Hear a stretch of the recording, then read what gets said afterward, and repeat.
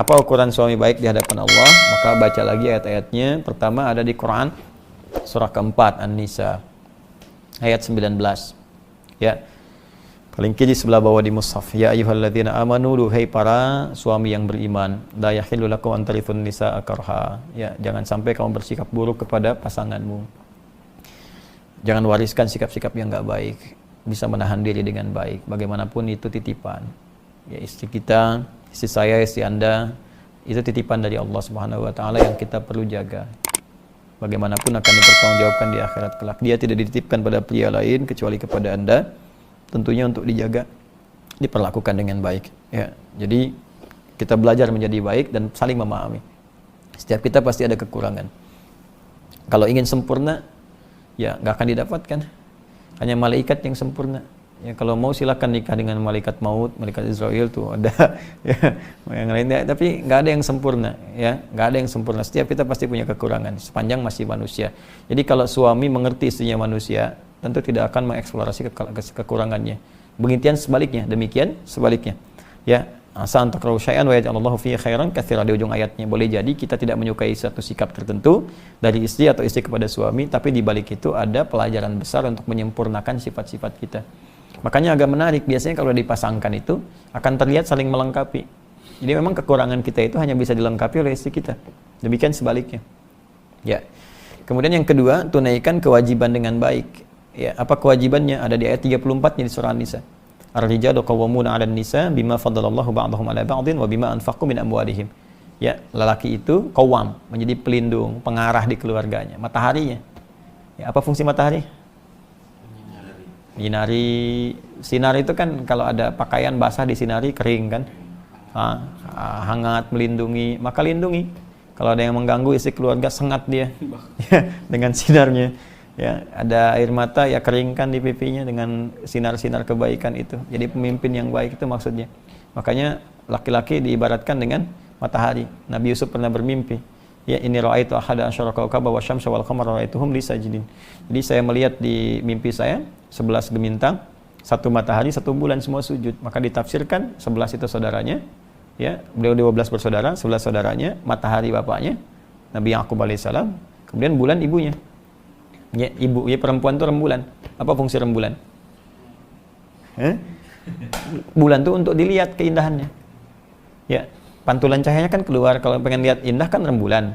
Kalau pengen lihat kekuatan ya matahari. Nggak ada orang pengen lihat matahari keluar, tidak. Ya, pasti ingin mendapatkan manfaat rembulan, keindahan. Maka perempuan tampil indah. Ya, jangan kebalik. Perempuan ngambil fungsi matahari. Dengan kekuatan bulan aku menghukummu misalnya.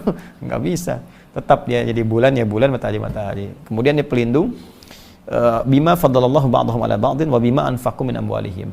Ya, dan bertugas mencari infak, disingkat dengan nafkah. Kata Allah, saya sudah berikan perangkat mencari nafkah pada suami, bukan pada istri. Ya. Jadi nafkah itu beda dengan kerja biasa. Istri boleh kerja nggak? Boleh, tapi kebolehannya diikat. Apa ikatannya? Tanpa mengabaikan kewajibannya di rumah tangga kalau sudah menikah.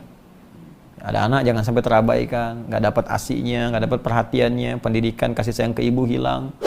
Ya, lebih dekat dengan asisten rumah tangga dibandingkan ibunya, itu salah. Ya salah. Bagaimanapun Anda mencari rezeki itu di luar, untuk di dalam kan? Sekarang yang di dalam menjauh dari Anda. Jadi apa manfaatnya Anda mencari di luar? Para ayah juga begitu. Ya. Jadi poinnya nafkah itu. Jadi kalau nafkah begini, di rumah ada berapa orang? 2. Antum sama istri, anak nggak dihitung.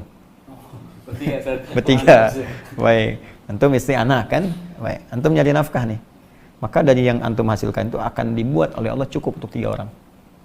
Berapapun jumlahnya. Makanya luar biasa.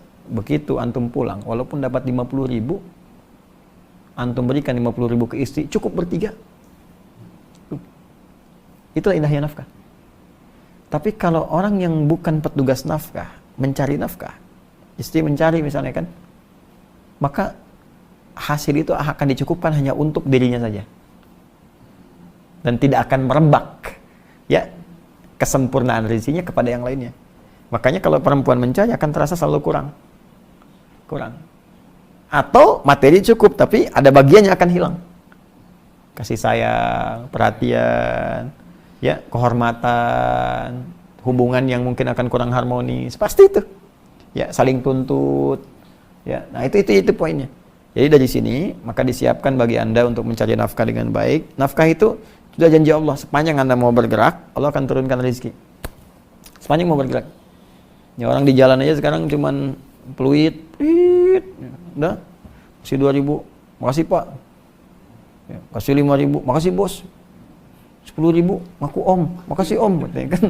Ya kan, nah, ada kondisi itu tuh, tapi kan dapat gitu, ada, ya. Tapi halal dan baik. Al-Baqarah 168. Saya kira itu. Semoga bermanfaat insyaallah.